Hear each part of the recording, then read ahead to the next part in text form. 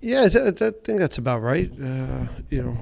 We got a lot of work to do. We're in a position that we don't want to be in, and that's on the wrong side of the line. And there's a bunch of reasons for why we're at that situation, but that's in the past. And where we're at now is a team still kind of figuring some things out and who we are, even at a stage in the season where we should have, I think, a better idea of what we have. But that's just the nature of how this season has gone with injuries coming back and some new players.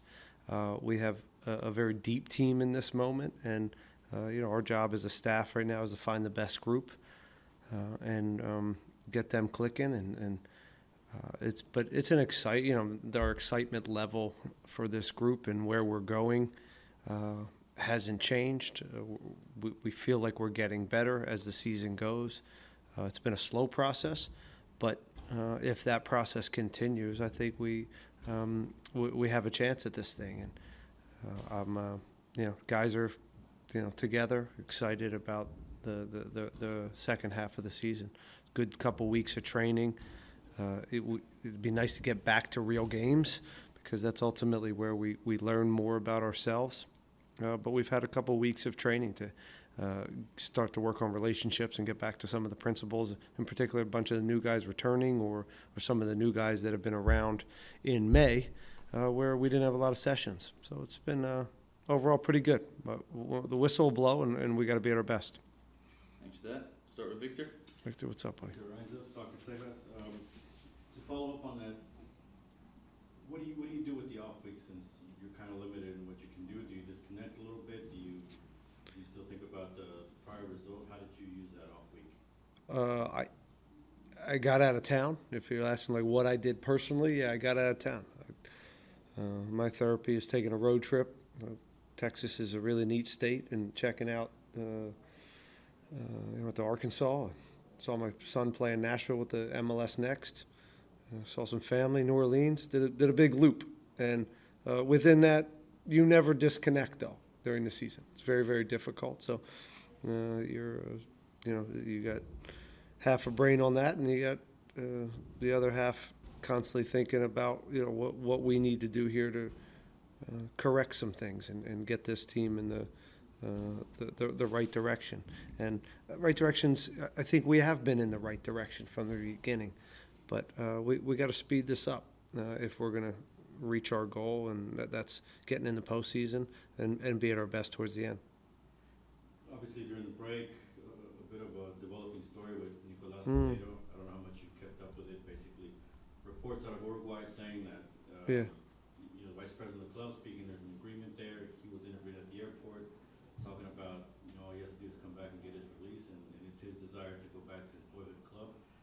What can you share with us about the status of Nico Lodeiro? Just that this isn't a surprise on our end.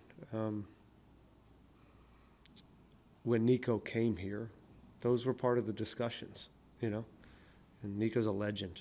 Nico's a guy we want to finish his career however he wants to finish it, and we'll support him in any way he feels that that's the right decision. His family's obviously back there. Again, these discussions with Nico have started before he even hit the ground here. So this isn't a surprise. It's also not done. There's no pen to paper.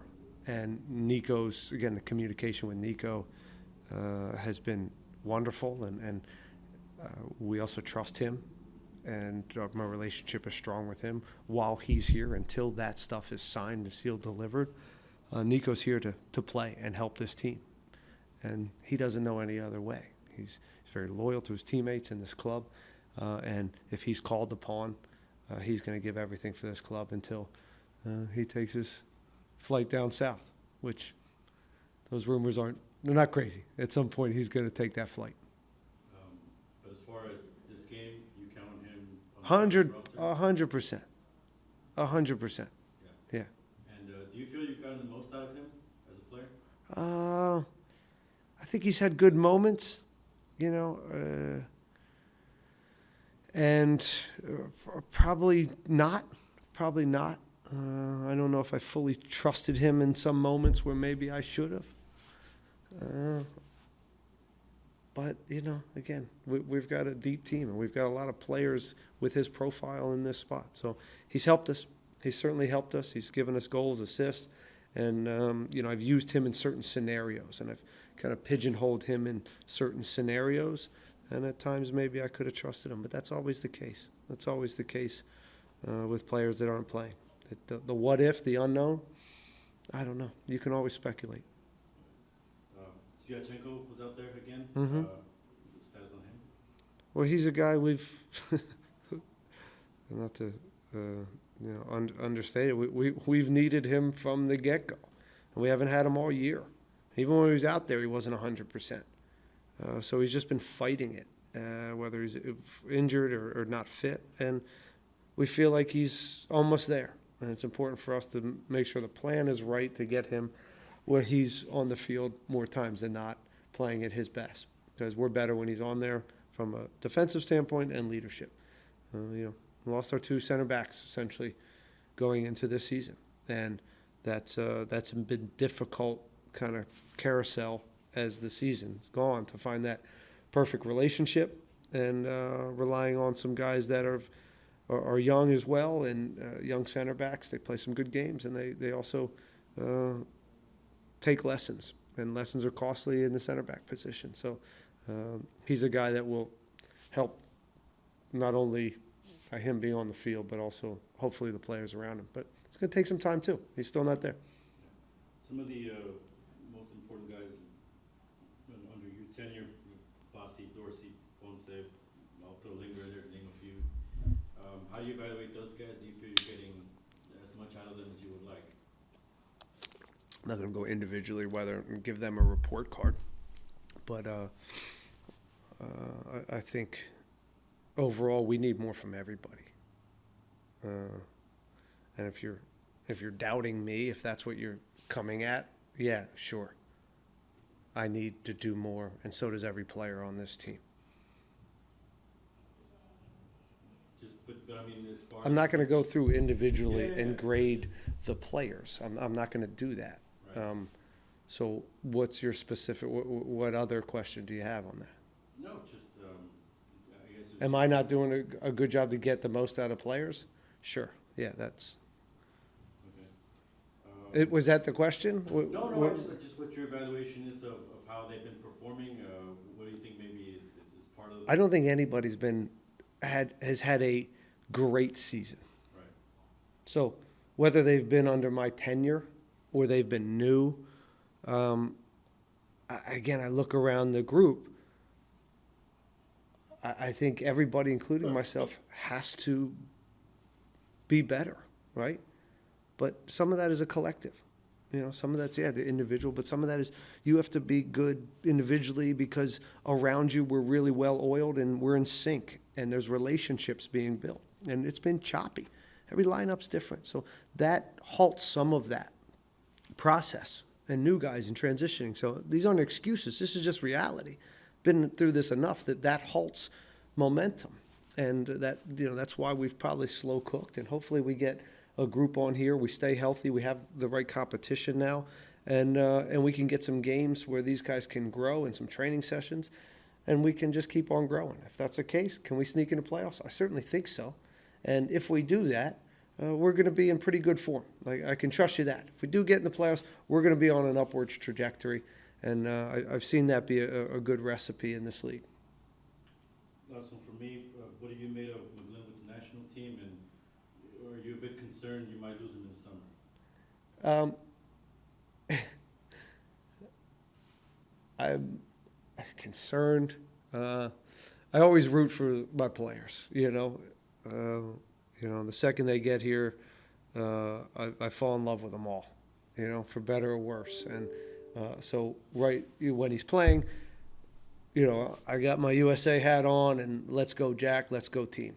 And within that comes a risk when a player goes to the national team, especially in the Gold Cup where, I think the level at times, early rounds where they're getting a lot of minutes and you're maybe playing lesser opponents, a guy like Jack can really show well. So I'm really looking forward to seeing what he can do in this next round.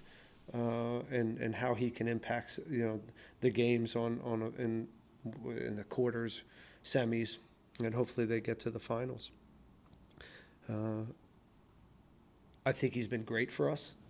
It's been fun to work with him, and we designed this for him to be more of a Hector replacement, but we made an adjustment and we put him up high, a little bit higher towards goal to get more goals and assists.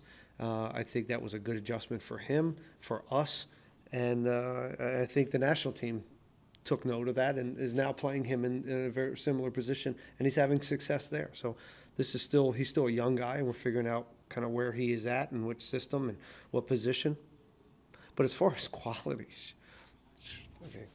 the goal, the little chip pass for the goal, for the assist, he's a playmaker, and his left foot it's a magic wand. And to have a young American guy with that profile, it's a really interesting profile. It's a rare one, and I'm a big fan. He's gotten rumors of offers and all Yeah. that stuff, and I imagine that's normal, but I imagine that's also a possibility. It's a possibility, I'm sure. I try to block that out and deal with what I have in the moment. And Jack right now will be back at some point, and we'll still plan on that. But all of this in this league now, and in particular us, is about how we have what's our succession plan, and are we clear on what when he goes, and are we prepared to have the option behind him so we can continue to move forward?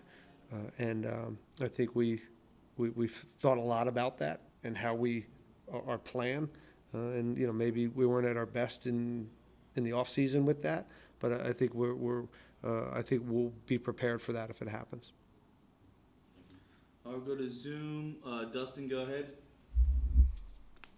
Hey, Ben. Dustin? Hey, I know you talked last game about finding the right 11. You didn't know who the right 11 was. And now that you guys have competition, you have depth on this roster, do you feel like you're getting close to finding that, or is it going to take games of these guys getting into games and playing? I think some of it's going to take games, but we're training and putting them in situations to still evaluate, and that's going to always be the case. But competition's nice. It's nice to have 17, 18 guys that you could play and interchange, but also it's a headache.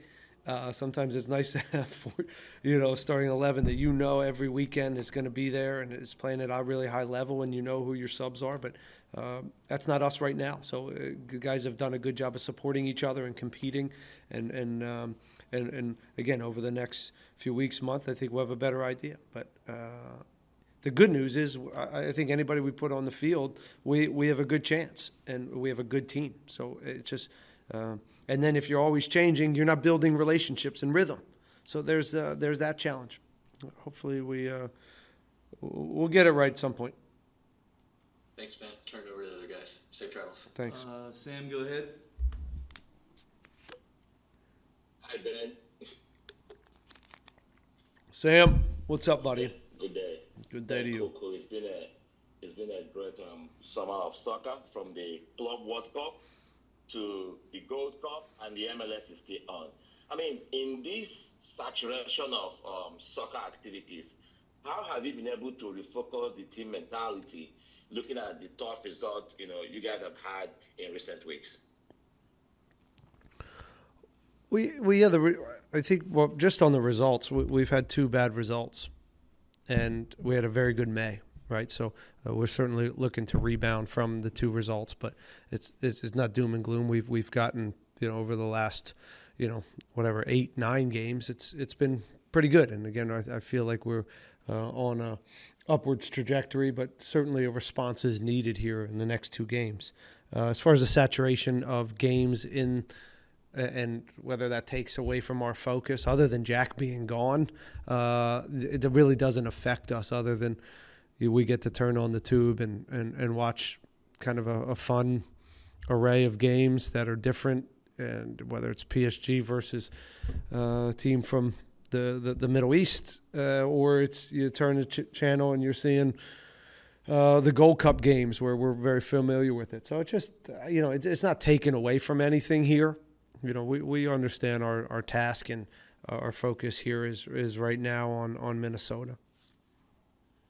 Yeah, this is the second half of the season, and midway point is probably, I can be corrected, where teams assess, what they've done in the first half of the season. Any specialized training for the defense to maintain and control discipline? When you look at the two few bad results you had, the team has been great on the road, and how do you balance road form and home form? Yeah, it's a good question, and we've talked a lot about it.